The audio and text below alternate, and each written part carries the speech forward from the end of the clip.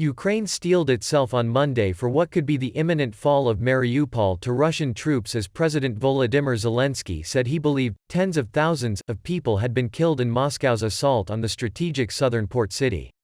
With the war grinding toward its seventh week, Ukrainian forces said they were also bolstering their positions in the east ahead of an anticipated massive Russian campaign.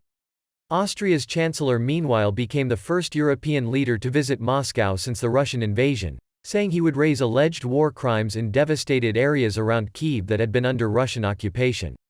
Ukrainian authorities say over 1,200 bodies have been found in the area so far and that they are weighing cases against 500 suspects, including President Vladimir Putin and other top Russian officials.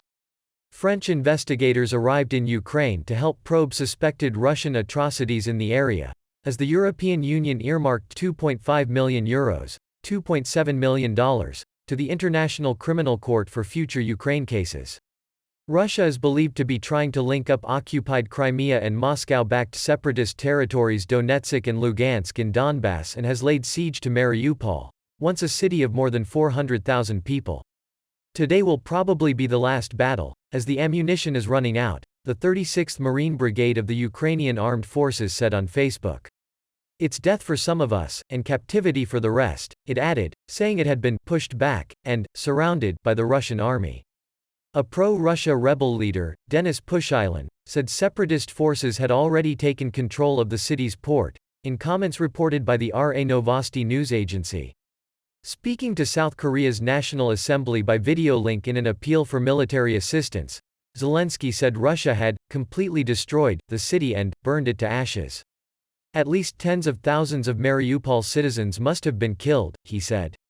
Russian forces are also turning their focus to the Donbass region in the east, where Zelensky said Russian troops were preparing even larger operations.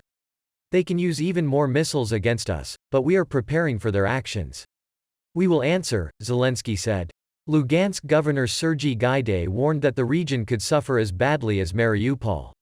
Over the weekend, further strikes hampered evacuations in and around Kharkiv in the northeast, killing 11 people including a 7-year-old child, Regional Governor Oleg Senegubov said. The Russian army continues to wage war on civilians due to a lack of victories at the front, he said on Telegram. In Dnipro, an industrial city of around 1 million inhabitants, Russian missiles rained down on the local airport, nearly obliterating the facility, local authorities said.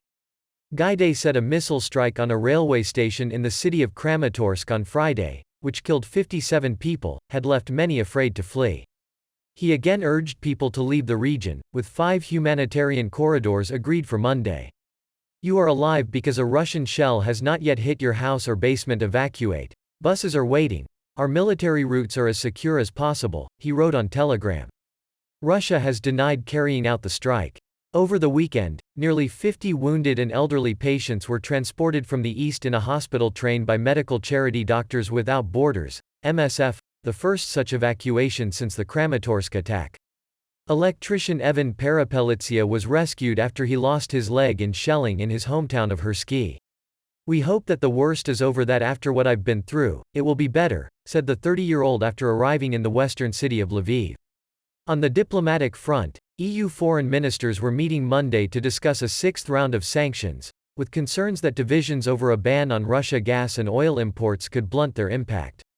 Austria is an EU member, but does not belong to NATO, and Chancellor Karl Nehammer's spokesman said Brussels, Berlin and Kyiv had been informed about the talks with Putin, held at the president's residence in Moscow. Austrian Foreign Minister Alexander Schallenberg said earlier that Nehammer would tell Putin that he is isolating Russia, that he will lose this war morally, and that he is doing everything wrong that can be done wrong. US President Joe Biden meanwhile will hold virtual talks on Monday with Indian Prime Minister Narendra Modi, just weeks after saying New Delhi had been shaky in its response to the invasion. A US spokeswoman said the two leaders would consult on ways to offset the destabilizing impact of the war on global food supply and commodity markets. Russia was responsible for an escalating global food crisis because of its bombing of wheat stocks and preventing ships from carrying grain abroad, the EU's top diplomat Josep Borrell said Monday. The World Bank warned Sunday that Ukraine's economy would collapse by 45% this year, far worse than it predicted even a month ago, while Russia would see an 11% decline in GDP. Despite Kyiv's allegations of Russian atrocities, Ukraine's Foreign Minister Dmytro Kuleba on Sunday told NBC's Meet the Press he was still open to negotiating with Moscow. If sitting down with the Russians will help me to prevent at least one massacre like in Bucha, or at least another attack like in Kramatorsk, I have to take that opportunity, he said. Bucha, where authorities say hundreds were killed, some with their hands bound, has become a byword for the brutality allegedly inflicted under Russian occupation. More than 4.5 million Ukrainian refugees have now fled their country. The United Nations Refugee Agency said 90% of them women and children. At least 183 children have died and 342 were injured in Ukraine in 46 days of the Russian invasion, the Prosecutor General's office said on Telegram.